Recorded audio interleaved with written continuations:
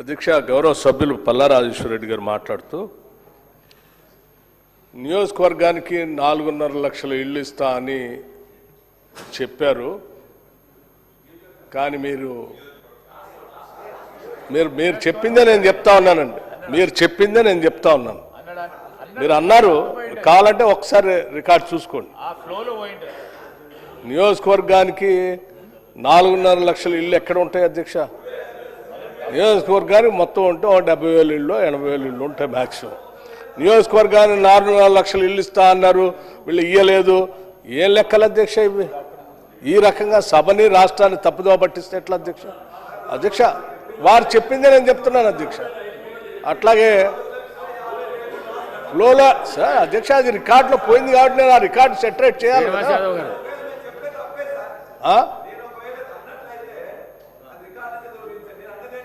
మీరు అన్నదే నేను చెప్తా ఉన్నాను.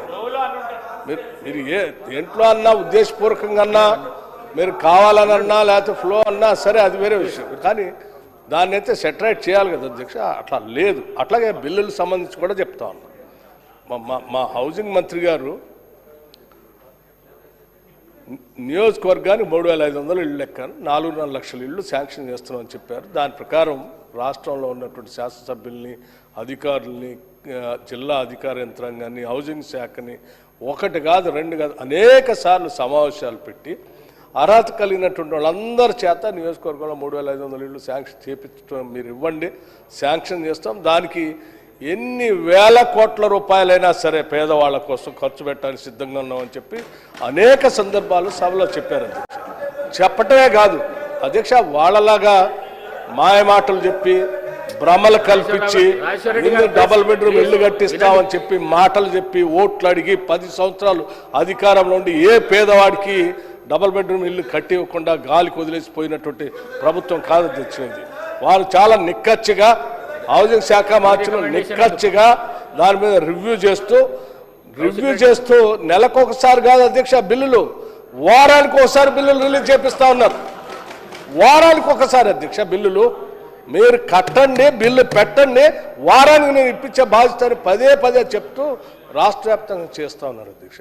ఇంత ఉన్నతమైన కార్యక్రమం అధ్యక్ష. రాష్ట్రంలో ఉన్నటువంటి పేదవాళ్ళు అధ్యక్ష, గూడు లేనటువంటి వాళ్ళు ఆత్మగౌరవంతో బతకాలని, ఈ రాష్ట్రంలో ఏ పేదవాడు కూడా ఇల్లు లేకుండా ఉండకూడదనేటువంటి ఒక ఉన్నతమైనటువంటి ఆశ ఆలోచనతో 22,500 కోట్ల రూపాయలు ఖర్చు అవుతున్నప్పటికి కూడా, అంత పెద్ద భారమైనప్పటికి కూడా తప్పనిసరిగా ఈ రాష్ట్రంలో ఉన్న ప్రతి పేద కుటుంబం మన కుటుంబమే వాళ్ళ కోసం కట్టాలనేటువంటి ఆలోచనతో అంత భారాన్ని మోస్తూ పనిచేస్తూ ఉంటే అభినందించాల్సింది పోయి మీరు నియోజకవర్గానికి 4.5 లక్షలు ఇల్లు ఇస్తా అన్నారు, ఇవ్వట్లేదు, బిల్లులు తగ్గి అధ్యక్ష.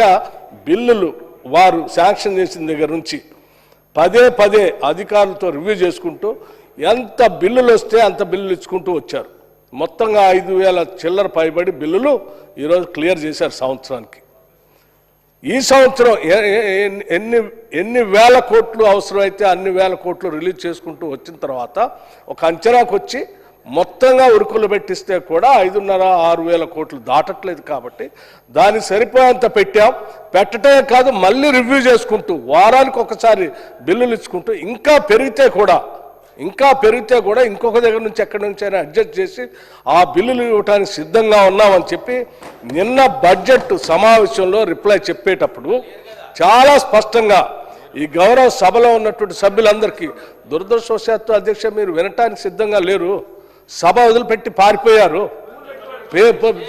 బడ్జెట్ కాగితాలు దింపుతారు, చెవులో పూల్లా పెట్టుకుంటారు. పేదల కోసం ఏ సంక్షేమం ఉన్నా కానీ వినటానికి సిద్ధంగా లేరు. మీరు నిన్న ఇక్కడ ఉండి అది విని ఉండుంటే మేము చాలా స్పష్టంగా చెప్పాము. నిన్న స్పష్టంగా చెప్తాం కాదు, సభలో ఉన్న గౌరవ సభ్యులందరికీ చెప్పాం, పిలిపించాం. ఇచ్చి మీ అందరూ మీ నియోజకవర్గాల్లో దగ్గరుండి సాధ్యమైనంత మేరకు శాంక్షన్ చేసిన ఇళ్ళన్నీ కట్టించే ఏర్పాటు చూడండి. త్వరితగతిన వారం బిల్లులు పెట్టించే బాధ్యత కూడా మీరు తీసుకోండి.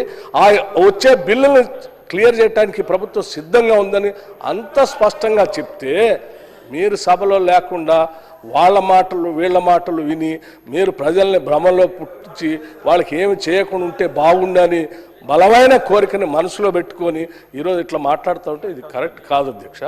ఈ ప్రభుత్వం మానవీయ కోణంతో ప్రజల కోసం పనిచేసేటువంటి ప్రభుత్వం. ఒక్కొక్క సభ్యుడు ఒక్కొక్క నియోజకవర్గంలో పేదల కథలు చెప్తా ఉంటే, వాళ్ళ బాధలు చెప్తా ఉంటే, మీరు కూడా అధ్యక్ష అక్కడి నుంచి ఆనాడు ఇందిరమ్మ ఇళ్ళు ఈ రాష్ట్రాల్లో ఈ దేశంలో ఎక్కడ లేనటువంటి పరిస్థితుల్లో మీరు ఆ రోజు ఉన్నారు, ప్రభుత్వంలో ఉన్నారు, శాసనసభ్యులుగా ఉన్నారు.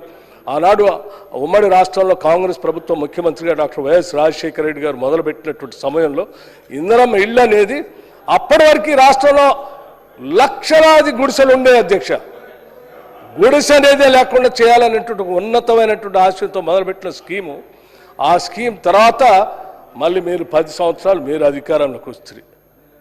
పాపం వాళ్ళ జీవితాలను బాగుపడుతున్న టైంలో ఆ టైంకి వచ్చి కూర్చుంటారు. మధ్యలో 10 సంవత్సరాలు వచ్చి కూర్చొని ఆ ఇందిరమ్మ ఇల్లు లేకుండా చేస్తే మీరు చెప్పేటువంటి డబుల్ బెడ్రూమ్ ఇల్లు ఇవ్వకుండా పోతుంది.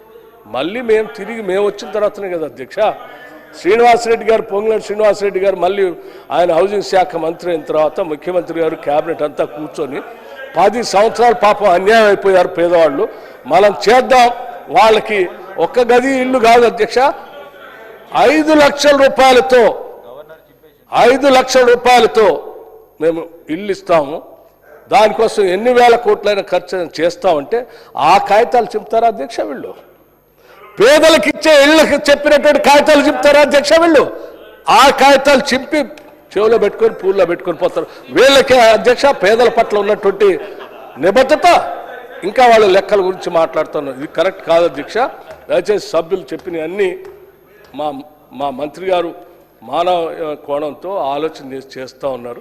ఆ చేయటమే కాదు, ఇప్పుడు వారు 4.5 లక్షల ఇల్లే కాదు, వారు మొన్న ఒక మాట అన్నారు, ఇంకా అవసరమైతే ఇంకొక 1000 ఇళ్ళు కూడా ఇప్పటికి రాష్ట్రంలో నియోజకవర్గంలో 3500 ఇళ్ళు ఇచ్చాము, త్వరితగతిన కట్టించండి, ఇంకా అవసరమైతే ఇంకొక 1000 ఇళ్ళు కట్టడానికి కూడా నేను సిద్ధంగా ఉన్నాను ప్రకటన చేశారు అధ్యక్ష. ఇది కదా ఉదాత్తమైనటువంటి హృదయం అంటే.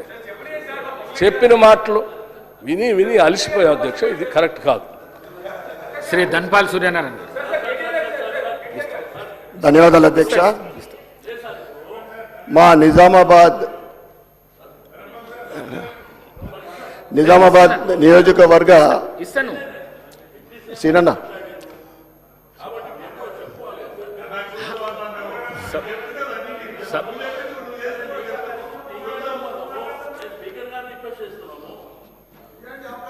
ఒక్క నిమిషం అన్న. శ్రీనివాస్ యాదవ్ గారు 2 నిమిషాలు. శ్రీనివాస్ యాదవ్ గారు వారిని ఇంటరప్ట్ చేసి మాట్లాడిండు. వారు మాట్లాడిన తర్వాత మీకు ఇస్తాను. మీకోసం మాట్లాడలే, రాజేశ్వర రెడ్డి గారి కోసం మాట్లాడిండు. ఆయనతో మాట్లాడిస్తా. ఆయన మాట్లాడతాడు, మీరెందుకు మాట్లాడుతున్నారు? ఆయన మాట్లాడతాడు, ఆయనకు అవకాశం ఇస్తా. మీరు మాట్లాడండి. ధన్యవాదాలు అధ్యక్ష. మా నిజామాబాద్ నియోజకవర్గం ఈ డబుల్ బెడ్రూమ్లు కానీ ఇందిరమ్మ ఇండ్లకు లబ్ధిదారులు పేదలకు